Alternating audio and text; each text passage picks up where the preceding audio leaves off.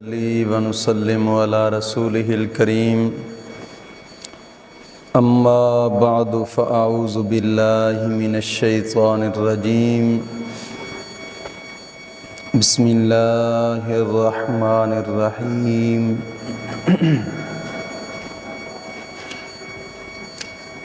اهدنا الصراط المستقيم صدق الله مولانا العظيم وصدق رسوله النبي الكريم الأمين ونحن على ذلك لمن الشاهدين والشاكرين والحمد لله رب العالمين إن الله وملائكته يصلون على النبي يا أيها الذين آمنوا صلوا عليه وسلموا تسليما الصلاة والسلام عليك يا سيدي يا رسول الله وعلى آلك وأصحابك يا سيدي يا حبيب الله الصلاة والسلام عليك يا سيدي يا نبي الله وعلى آلك وأصحابك يا سيدي يا نور الله الصلاة والسلام عليك يا سيد المرسلين وعلى آلك وأصحابك يا محبوب رب العالمين محترم سامعین، آج کے جمعۃ المبارک کے اندر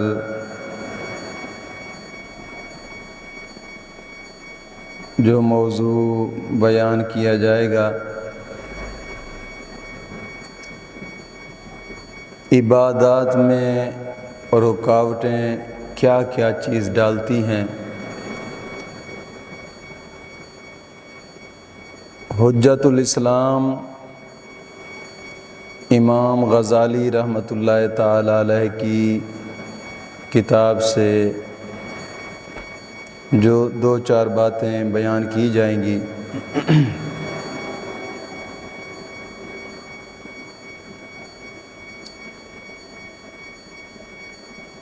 مولا کریم کی بارگاہ کے اندر پھر دعا ہے کہ مولا کریم بندہ ناچیز کو حق اور سچ بولنے کی توفیق عظیم عطا فرمائے، اور بندہ ناچیز کا دل، دماغ، زبان غلطی سے محفوظ فرمائے۔ توبہ کی راہ میں رکاوٹوں کو دور کرنا ہر انسان کے لیے ضروری ہے، کیونکہ توبہ کے راستے سے رکاوٹیں دور ہوں تو انسان کی عبادت بھی رب کی بارگاہ میں قبول ہوتی ہے۔ اور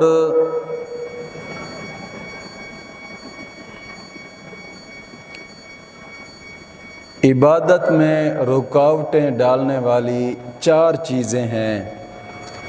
اگر انسان ان چار چیزوں سے پرہیز کرے، بچ جائے، یا ان چار چیزوں کو اپنے مرحلے پر ہی رکھ لے، تو پھر عبادت کی لذت بھی اٹھا سکتا ہے، اور پھر عبادت کرنے کا اس کا مزہ بھی اور ہوتا ہے، اور اس کی عبادت اللہ کی بارگاہ میں قبول بھی ہوتی ہے۔ کہ جو چار چیزیں عبادت کے راستے میں رکاوٹ بنتی ہیں، وہ چار چیزیں کون کون سی ہیں میں ان کی تشریح کروں گا تو ٹائم بھی مختصر ہے، پھر اس کے بعد وقت بھی ختم ہو جائے گا۔ چار چیزیں عبادت کے اندر جو رکاوٹ ڈالنے والی ہیں۔ پہلی، دنیا کی ہوس۔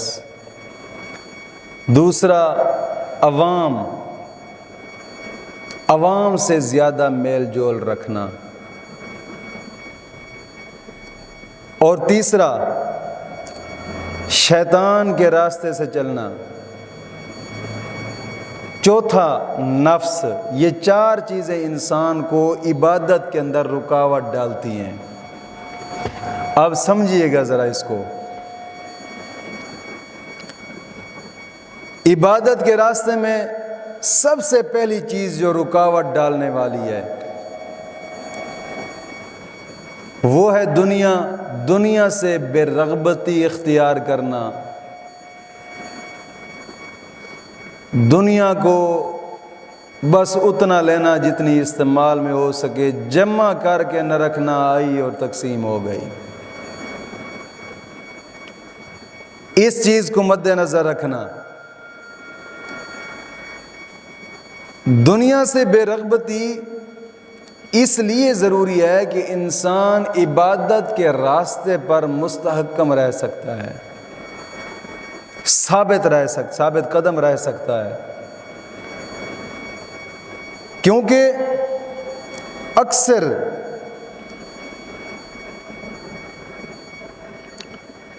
دنیا کی رغبت انسان کو ظاہری طور پر یا باطنی طور پر، کیونکہ یہ رغبت دونوں طرح ہوتی ہے دنیا کی، ظاہراً بھی رغبت ہوتی ہے اور باطن طور پہ بھی رغبت انسان کو ہوتی ہے۔ ظاہراً جس طرح کہ ظاہر، باطن طور پہ دل میل ہونا دنیا کی طرف۔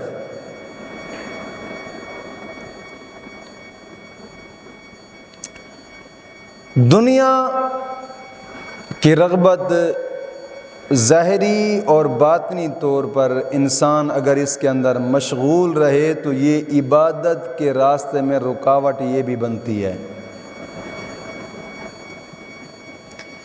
کیونکہ اکثر ایسا ہوتا ہے اگر ظاہری غالب ظاہراً عبادت کی طرف مشغول ہیں، دل دنیا کی طرف مشغول ہے، یہ بھی ہے باطنی طور پہ کئی ایسے ہیں، دیکھے ہیں بھی صحیح، اس وقت دنیا میں بھی ہیں۔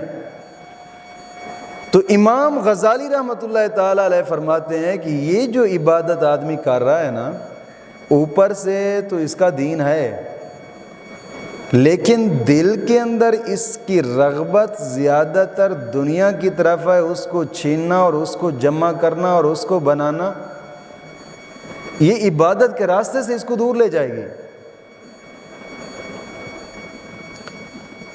اور فرمایا کہ دنیا کی طلب اگر ظاہری طور پر انسان عبادت کے اندر مشغول ہے، دل باطنی طور پر دنیا کی طرف مشغول ہے، تو یہ اندر ہی لاکھوں وسوسے پیدا کرے گا، لاکھوں وسوسے اسی سے ہی جنم دیتے ہیں دل کے اندر، دنیا کی ہی محبت سے، دنیا کی ہی رغبت سے۔ فرماتے ہیں کہ یہ دونوں چیزیں عبادت کی طرف انسان کو متوجہ نہیں ہونے دیتی، دونوں چیزیں، ایک دل، دوسرا ظاہراً۔ فرمایا کہ دل ایک چیز کی طرف متوجہ ہو، ظاہراً بدن ایک چیز کی طرف متوجہ ہو، تو یہ دونوں چیزوں کا ایک مکان کے اندر رہنا محال ہے۔ فرماتے ہیں کہ دو سوکنیں ہوتی ہیں، دو سوکنیں وہ ایک مکان میں کبھی نہیں رہ سکتی، دنیا اور آخرت یہ دونوں متضاد چیزیں ہیں، یہ کبھی بھی ایک مکان پہ ایک دل میں کبھی نہیں رہتی، لہذا ظاہری طور پر بھی دنیا سے دور ہونا، باطنی طور پر بھی دنیا سے دور ہونا، جب دور ہوگا تب یہ عبادت والی لذت تیرے اندر آئے گی اور تیری عبادت بھی رب کی بارگاہ میں قبول ہو سکتی ہے، اگر دل وہاں میل ہے۔ بزرگ فرماتے ہیں کہ یہ دونوں چیزیں متضاد ہیں، ایسے ہے کہ جیسے دنیا اور آخرت، یہ ایسے ہے کہ جیسے مشرق اور مغرب ہے، انسان مشرق کی طرف منہ کرتا ہے، مغرب کی طرف پوچھتا ہے، اگر مغرب کی طرف منہ کرے گا مشرق کی طرف اس کی پوچھتا آئے گی، لازمی پکی گا. یہ نہیں ہو سکتا کہ بندہ کہے کہ میں ادھر بھی دیکھ رہا ہوں تو ادھر بھی دیکھ رہا ہوں. نہیں ہے. فرمایا کہ دنیا اور آخرت یہ دونوں ایک متضاد چیزیں ہیں، اور اس طرح ان کا متضاد ہے کہ اگر دنیا کی طرف تم رہو گے تو کبھی بھی ایسا نہیں ہو سکتا کہ دل دنیا کی طرف مشغول ہو اور ظاہراً عبادت کی طرف مشغول ہو. ظاہراً عبادت کی طرف مشغول نہیں ہے، دنیا کی طرف مشغول ہے، دل عبادت کی طرف مشغول ہے، یہ کبھی نہیں ہو سکتا. حدیث پاک میں آتا ہے، حضرت ابو دردہ رضی اللہ تعالیٰ عنہ حضور کے صحابی ہیں، آپ فرماتے ہیں کہ حاولت ان اجمع بین العبادت والتجارت فلم یجتمعا فاقبلک علی العبادت وترکت التجارت. فرماتے ہیں کہ میں نے عبادت اور تجارت کو جمع کرنے کی کوشش کی ہے. تجارت سے مراد دنیا لی. فرمایا میں نے عبادت کو اور دنیا کو جمع کرنے کی کوشش کی ہے. فرمایا کہ لیکن وہ جمع نہیں ہو سکی، لہٰذا میں عبادت کی طرف متوجہ ہو گیا، دنیا کو چھوڑ دیا ہے. کیونکہ دنیا ایک ناپائیدار چیز ہے، حادث ہے، متغیر ہے، تبدیل ہوتی ہے، کبھی یہاں کبھی وہاں کبھی ادھر یہ تبدیل ہوتی رہتی ہے اور ہمیشہ کے لیے فنا بھی ہو جائے گی. اس لیے میں نے پچھلے ایک بیان میں جب دنیا کی چمک دمک موضوع لگایا تھا تو اس میں ایک حدیث بیان کی تھی. آقا کریم صلی اللہ علیہ وسلم نے فرمایا کہ اللہ رب العزت نے جب سے دنیا کو پیدا کیا دنیا کی طرف نگاہ رحمت نہیں فرمائی. پیدا کیا چھوڑ دیا. دنیا کی طرف رب تعالیٰ نے پھر نگاہ نہیں فرمائی، پیدا رب تعالیٰ نے فرمایا ہے. اور پھر آپ فرماتے ہیں کہ میں نے دونوں عبادت اور تجارت کو دنیا کو جمع کرنے کی کوشش کی، لیکن یہ دونوں چیزیں جمع نہیں ہو سکیں. حضرت سیدنا عمر فاروق رضی اللہ تعالیٰ عنہ کتنے دبدبے والے انسان تھے. ایسے دبدبے والے انسان کے اگر جا رہے ہوتے تو گلی سے شیطان جو سامنے آ رہا تھا وہ بھی جناب علی پیچھے بھاگ جاتا اور پشت کی طرح پیچھے بھاگتا، پشت بھی نہ کرتا حضرت عمر فاروق کی طرف ڈر کے مارے. اتنے دبدبے اور روب والے انسان تھے. آپ فرماتے ہیں کہ لو کانتا مجتمعین لأحد غیری لجتمعت تہمالی لما آتانی اللہ سبحانہ من القوت واللین. فرمایا کہ اگر میرے سوا کسی میں عبادت اور تجارت کا جمع ہونا ممکن ہوتا تو میں ہی ان دونوں کو جمع کر لیتا. حضرت عمر فاروق فرماتے ہیں کہ اگر عبادت اور دنیا کا جمع کرنا ہوتا نا تو میں ہی ان دونوں چیزوں کو جمع کر سکتا تھا. کیوں؟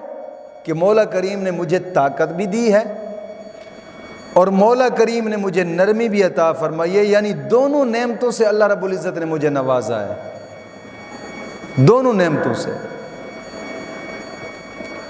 تو دونوں چیزیں فرماتے ہیں کہ میں جمع نہیں کر سکتا.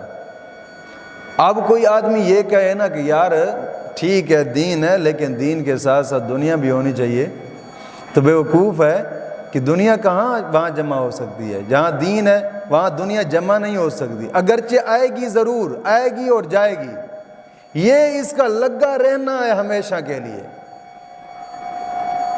یہ نہیں ہے کہ جناب علی یہاں آ کر اس نے گھر بنا لینا اور جمع ہو جائے گی، نا، کبھی بھی نہیں ہو سکتی.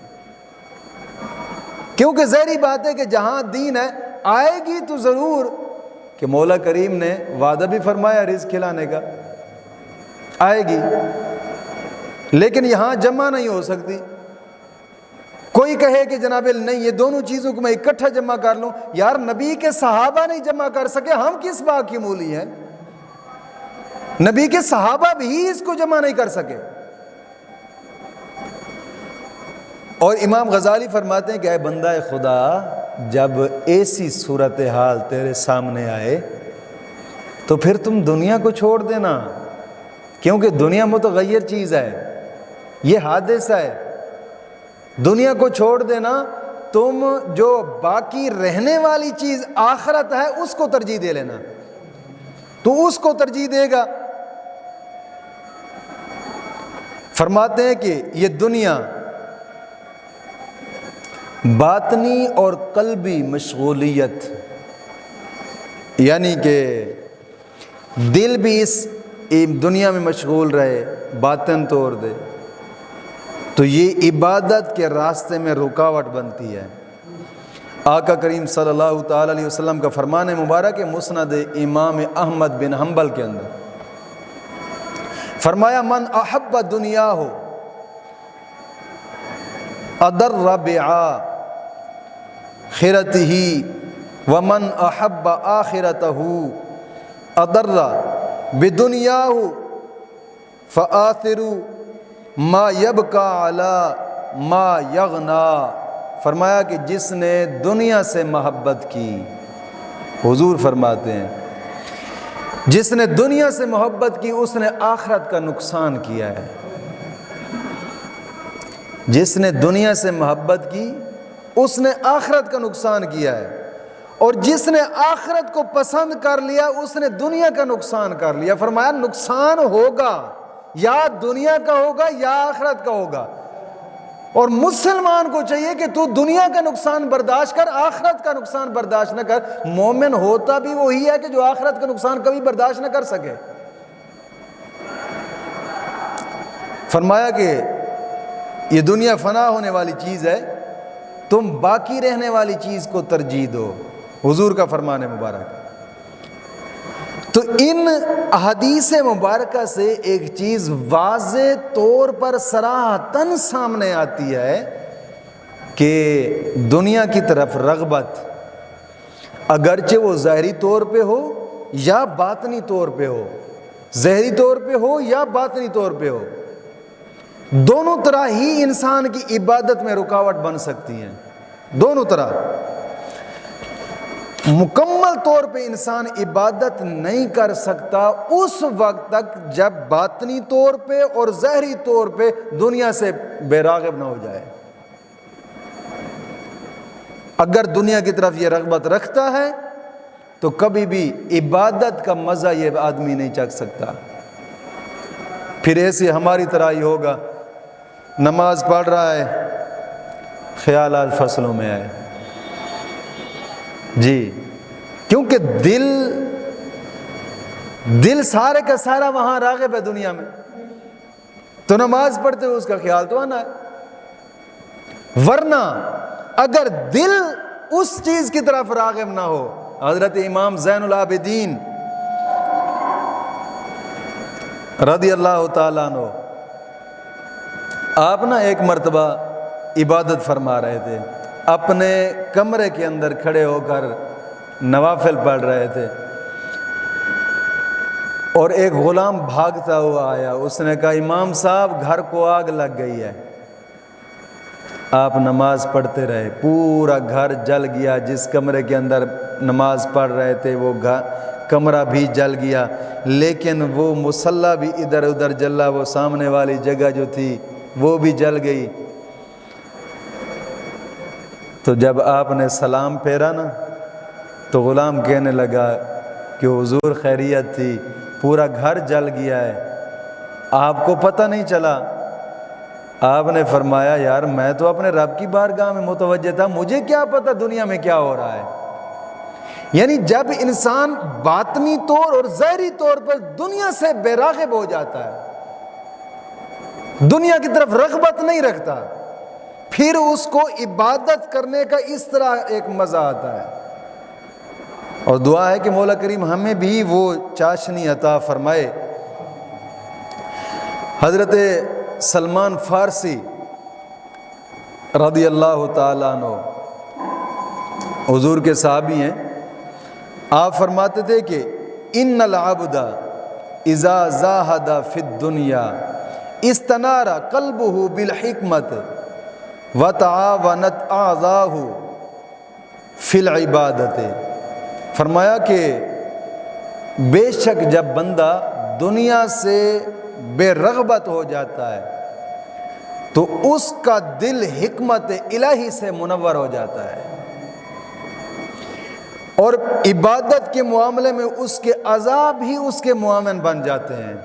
عبادت کے معاملے میں اعضاء یہ عبادت کر رہا ہے، اس کی آنکھیں بھی عبادت میں ہوں گی، اس کے کان بھی عبادت میں ہوں گے، اس کے ہاتھ بھی عبادت میں معاون ہے، اس کے پاؤں بھی عبادت میں معاون ہے، اس کا دل بھی عبادت کے اندر معاون ہے۔ فرمایا کہ جب انسان دنیا سے بے رغبت ہو جاتا ہے ظاہری طور پہ اور باطنی دونوں طرف سے،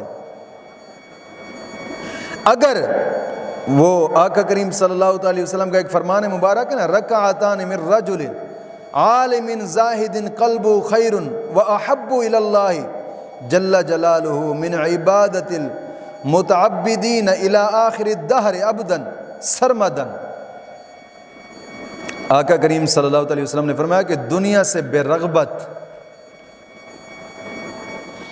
اور پاک دل عالم دین کی 2 رکعتیں، اب سمجھیں ذرا، رات میں علم دین کی تشریح کر رہا تھا بیان کے اندر، حضور نے فرمایا کہ اس عالم دین کی 2 رکعتیں نماز، 2 رکعتیں چاہے وہ نوافل ہیں سنت ہیں جو بھی ہیں، 2 رکعتیں، وہ عالم دین کے جو دنیا سے بے رغبت رکھتا ہے، دنیا جمع کرنے کی خواہش اس کے دل میں نہیں ہے، یعنی علماء حق میں سے ہے، اس عالم دین کی 2 رکعتیں اللہ رب العزت کی بارگاہ میں قیامت تک تکلف سے عبادت کرنے والی عبادت سے بہتر ہے، صرف 2 رکعتیں۔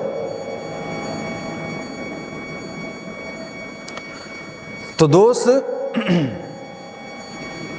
دنیا ایک جگہ پہ اللہ رب العزت نے سورۃ قصص کے اندر فرمایا نا، تلک الدہر الآخرۃ نجعلها للذین لا یریدون علوا فی الارض ولا فسادا۔ اللہ فرماتا ہے کہ یہ آخرت کا گھر ہم مخصوص کر دیں گے اس کی نعمتوں کو ان لوگوں کے لیے جو خواہش نہیں رکھتے زمین میں بڑا بننے کی، زمین میں بڑا بننے کی خواہش نہیں رکھتے اور نہ فساد برپا کرتے ہیں۔ فرمایا جنت کی نعمتیں ان کے لیے، اور ایک جگہ پہ فرمایا سورۃ الشورى کے اندر فرمایا من کان یرید حرث الآخرۃ نزد له فی حرثہ ومن کان یرید حرث الدنیا نؤتی منہا وما له فی الآخرۃ من نصیب۔ اللہ فرماتا ہے کہ جو طلبگار ہو آخرت کی کھیتی کا جو طلبگار ہے، ہم اپنے فضل و کرم سے اس کی کھیتی کو اور بڑھا دیں گے، اپنے فضل و کرم سے اس کی کھیتی کو اور بڑھا دیں گے۔ اور جو شخص خواہش مند ہے دنیا کی کھیتی کا، فرمایا ہم اسے دیں گے اور اس سے اور نہیں ہوگا اس کے لیے آخرت میں کوئی حصہ۔ جو دنیا کا طالب ہے، دنیا اس کو ہم دیں گے، لیکن یہ نہیں ہے کہ زیادہ جتنی اس کے نصیب میں لکھی ہے، تو خواہش کر بھی اتنی ملنی ہے، خواہش نہ کر بھی اتنی ملنی ہے۔ اگر آخرت کی خواہش رکھے گا تو پھر آخرت میں جو حصہ ہے نا وہ انہی لوگوں کا ہے جو آخرت کے طلبگار ہیں، آخرت میں حصہ صرف انہی لوگوں کا ہے۔ اور سورۃ بنی اسرائیل کے اندر اللہ رب العزت فرماتا ہے من کان یرید العاجلۃ عجلنا له فیہا ما نشاء، جو لوگ طلبگار ہیں صرف دنیا کے، ہم جلدی دیتے ہیں اس دنیا میں جتنا چاہتے ہیں ان میں سے جس سے چاہتے ہیں، یعنی جو طلبگار صرف دنیا کا ہوتا ہے ہم اس کو جلدی دے دیتے ہیں۔ اور یہ حقیقت بات ہے، اس کا تجربہ ہم نے بھی کیا ہے۔ کبھی کبھی مشکلات آتی ہیں تو دل کرتا ہے مولا پیسے دے، حقیقت کہہ رہا ہوں بس۔ وہ جب ظاہری طور پہ اور دلی طور پہ دنیا کی طرف راغب ہوتے ہیں نا، پیسہ آ جاتا ہے، لیکن بعد میں پتہ چلتا ہے دل بڑا میلا ہو گیا تھا، بڑا میلا ہو گیا تھا۔ پیسہ آتا ہے، ایسی نہیں ہے کہ جو بھی طالب دنیا کا ہے مولا کریم اسے دیتا ہے، اسے دیتا ہے، لیکن اس کا آخرت میں کوئی حصہ نہیں ہوتا کبھی بھی۔ اور سورۃ بنی اسرائیل کے اندر ایک اور جگہ پہ فرمایا کہ وَمَنْ أَرَادَ الْآخِرَةَ وَسَعَى لَهَا سَعْيَهَا، فرمایا جو شخص طلبگار ہوتا ہے آخرت کا اور جد و جہد کرتا ہے اس کے لیے پوری طرح، یعنی آخرت کے لیے جد و جہد پوری طرح کرتا ہے، اللہ فرماتا ہے کہ ہم اس کے لیے آخرت کے حصے کو اور بڑھا دیتے ہیں تاکہ آخرت کی نعمتوں سے یہ مزید مزے اٹھا سکے، مزید مزے اٹھا سکے۔ یعنی دنیا کی طلب، اب اس پر امام غزالی نے تو کافی ساری احادیث مبارکہ بیان فرمائی ہیں، کافی ساری۔ اور دنیا کی طلب اگر ہے، دنیا کی طلب اگر ہے،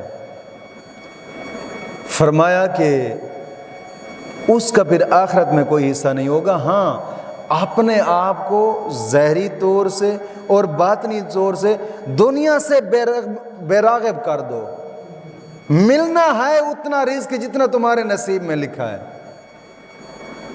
ملنا ہے۔ وہ بزرگ فرماتے ہیں نا کہ رزق اور موت یہ دونوں چیزیں اللہ رب العزت کے دست قدرت میں ہیں، نہ ان کو روک سکتا ہے کوئی اور نہ ہی ان کو ٹال سکتا ہے۔ تم لوہے کے بند پنجروں میں بیٹھو، رزق وہاں بھی پہنچے گا اور موت وہاں بھی پہنچے گی۔ زمین کے تہہ خانے میں چلے جاؤ، رزق وہاں بھی پہنچے گا، موت وہاں بھی پہنچے گی۔ وہ حضرت موسیٰ علیہ السلام نے ایک مرتبہ سفر کر رہے تھے اور جیسے ہی جنگل میں پہنچے تو نظر دوڑائی، جنگل بیابان ہے، کلم کلے ہیں۔ اللہ رب العزت کی بارگاہ میں عرض کی، مولا یہاں پہ صرف میں ہی تیرا ذکر کر رہا ہوں اور کوئی نہیں کر رہا۔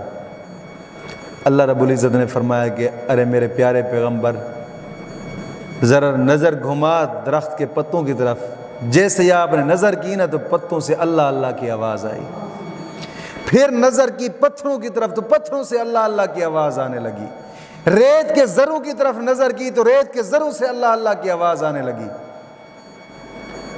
اللہ رب العزت نے فرمایا میرے پیارے موسیٰ صرف اتنا نہیں ہے، اب اپنا عصا جو ڈنڈا مبارک ہے اس کو زمین پر مار۔ آپ نے جب جناب علی وہ ڈنڈا مبارک زمین پر مارا نا تو زمین شک ہو گئی۔ اضرب بعصاک الارض، مار اس زمین کے اوپر اپنے ڈنڈے کو،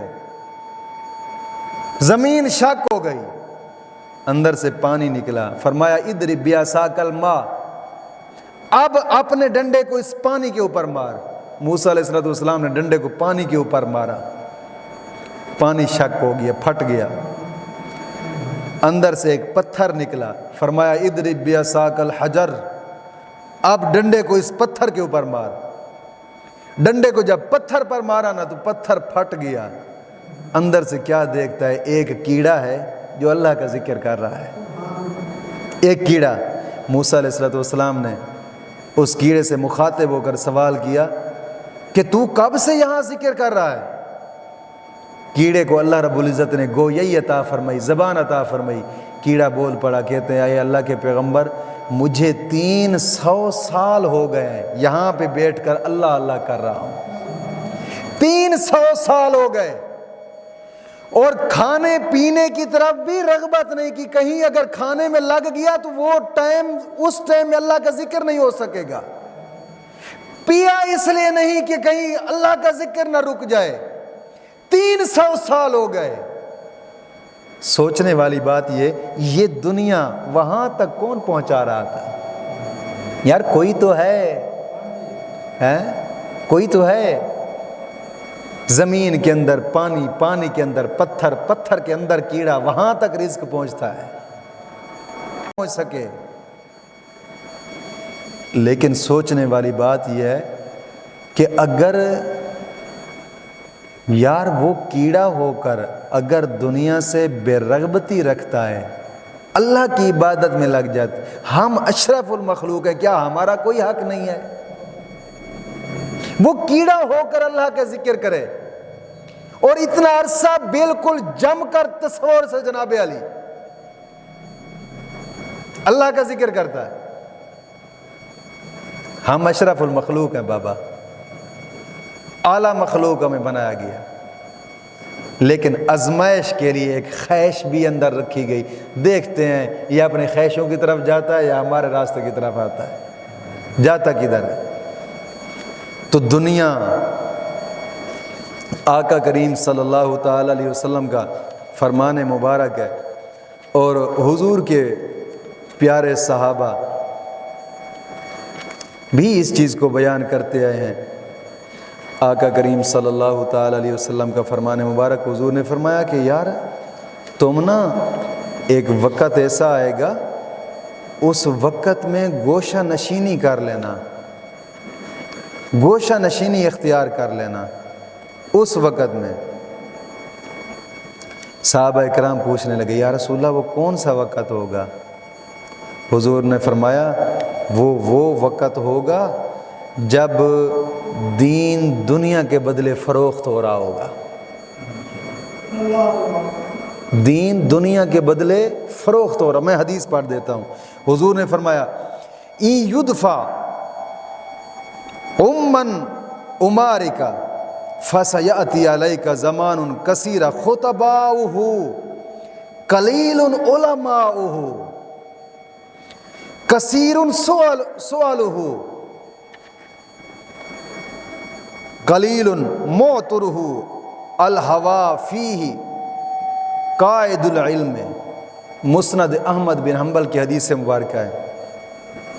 آقا کریم صلی اللہ علیہ وسلم نے فرمایا، اس حدیث کو روایت کرنے والے حضرت عبداللہ بن مسعود حضور کے مجتہد صحابی ہیں، اور یہ وہ صحابی ہیں کہ جن کے بارے میں آقا کریم صلی اللہ علیہ وسلم نے فرمایا اگر کسی نے دین سمجھنا ہو تو عبداللہ بن مسعود سے سمجھے۔ یہ وہ پیارا صحابی ہے۔ کہتے ہیں کہ آقا کریم صلی اللہ علیہ وسلم نے فرمایا ان یدفع امن امارکا سیاتی علیک زمان کثیر خطباؤہ۔ فرمایا اگر تمہاری عمر لمبی ہوئی، حضور فرما رہے ہیں اپنے پیارے صحابہ سے، اگر تمہاری عمر لمبی ہوئی تو تم دیکھو گے ایک زمانہ آئے گا، ایک زمانہ آئے گا جس میں خطیب بے شمار ہوں گے۔ تقریر کرنے والے لوگ خطیب، انہیں خطیب کہا جاتا ہے۔ حضور نے خطیب کا لفظ فرمایا، جس نے 4 لفظ تقریر کرنے کے سیکھ لیے یہ خطیب ہے۔ اس کے بارے میں حضور نے فرمایا کثیر خطباء، بہت زیادہ خطیب ہوں گے، بہت زیادہ۔ لیکن اس وقت فرمایا قلیل علماؤہ، علماء حق کہیں خال خال تمہیں نظر آئیں گے، بہت تھوڑے نظر آئیں گے، کہیں کہیں بیٹھے ہوں گے تمہیں نظر آئیں گے۔ لیکن فرمایا کہ کثیر سؤالہ، مانگنے والے بہت زیادہ ہو جائیں گے، بہت زیادہ۔ فرمایا لیکن دینے والے بہت کم ہوں گے۔ اور فرمایا کہ خواہشات اس زمانے میں علم کے آگے آگے ہوں گی، خواہشات اس زمانے کے اندر علم سے آگے آگے ہوں گی۔ اور پھر فرمایا دوسری حدیث مبارکہ، فرمایا اذا اومیتت الصلاۃ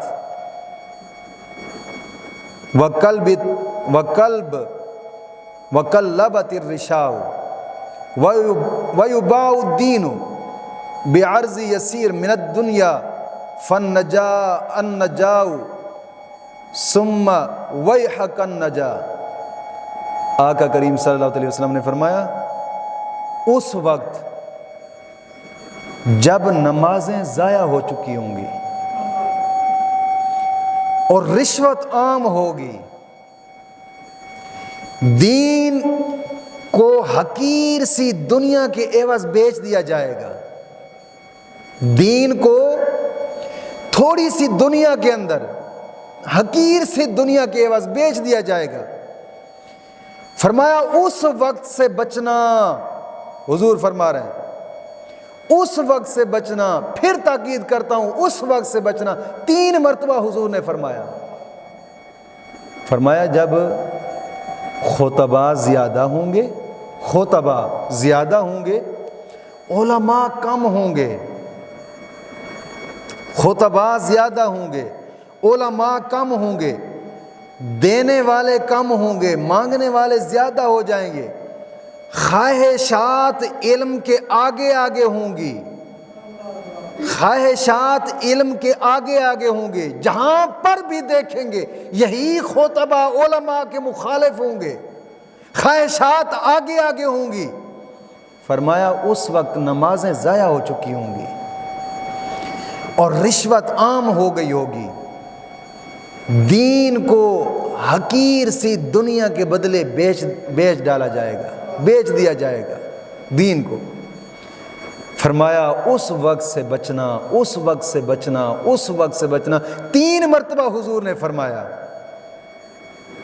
اور امام غزالی اپنی کتاب منہاج العابدین کے اندر لکھتے ہیں، فرمایا کہ یہ جو نشانیاں بیان کی گئی ہیں یہ تو ہمارے زمانے میں پئی جا رہی ہیں، اس کا مطلب ہے اس وقت کنارہ کشی کر لینی چاہیے۔ امام غزالی کا زمانہ بابا، اب کون سی ہجری ہے؟ امام غزالی جس کو اس وقت جناب علی 1000 سال ہونے لگا ہے، امام کو فرما رہے ہیں ہمارے زمانے میں یہ تو نشانیاں ظاہر ہو رہی ہیں، خطباء زیادہ پیدا ہو رہے ہیں، علماء کی مخالفت ہو رہی ہے، دین کو چھوٹی سی دنیا کے بدلے بیچا جا رہا ہے، نمازیں ضائع ہو چکی۔ امام غزالی فرما رہے ہیں یہ تو ہمارے زمانے میں ظاہر ہو رہی ہیں۔ یار اب 15ویں صدی ہے، اس وقت 15ویں صدی لگ چکی ہے، وہ 1000 سال پہلے کی بات کر رہے ہیں، کیا اب وہ نشانیاں نہیں ہیں؟ فرمایا دنیا سے جب تم بے رغبتی رکھو گے، دنیا سے بے رغبتی رکھو گے تو پھر ظاہر اور باطن سے پھر تم عبادتوں کی لذتوں سے مالا مال ہو سکتے ہو۔ اور دوسری چیز فرمایا کہ عوام کے ساتھ میل جول رکھنا، زیادہ کوشش کرنا یار عوام کے ساتھ ملنا چاہیے، جہاں ہو اکٹھی ہو وہاں ملنا چاہیے، نہ تم جتنا کنارہ کش رہو گے اتنا سکھی رہو گے، جتنا عوام سے دور رہو گے اتنا خوش رہو گے۔ دیکھتے نہیں ہوگی یار اس دور کے اندر جہاں پر بھی اب آپ بھی بیٹھے ہیں، جہاں جہاں گھر ہیں قریبی رشتہ داری حسد کی دنیا میں جل رہے ہوتے ہیں۔ جتنا زیادہ میل جول عوام سے رکھو گے اتنی زیادہ بربادی ہوگی، اتنی زیادہ تباہی ہے، اتنا تم عبادت جناب علی عبادت سے لذت نہیں اٹھا سکتے، عبادت سے دور ہو جاؤ گے۔ اور تیسری چیز شیطان، یہ تو ویسے بھی انسان کا کھلم کھلا دشمن، ان الشیطان للانسان عدو مبین، اللہ فرماتا ہے شیطان انسان کا کھلم کھلا دشمن۔ اور چوتھی چیز نفس ہے جو انسان کے اندر ہے، جو جی کرتا ہے یار آج نا ہزارہ ہوٹل پہ نہ جائیں کچھ کھانے کے لیے، چل پڑے، یہ نفس کی خواہش ہے۔ فرمایا کہ یہ 4 چیزیں ہیں جو تمہیں عبادت کی لذتوں سے دور کر سکتی ہیں اور عبادت میں یہ رکاوٹیں بن سکتی ہیں، تو کوشش کرنا ان 4 چیزوں سے بے رغبت اختیار کرنا۔ اگر تم بے رغبت اختیار کرو گے پھر اپنی آخرت کو بھی سنبھال سکتے ہو، اور مولا کریم تمہیں عبادت کرنے میں جو لذت ہوتی ہے وہ لذت بھی عطا فرما دے گا۔ مولا کریم دین متین کی سمجھ عطا فرمائے۔ میں زیادہ تشریح نہیں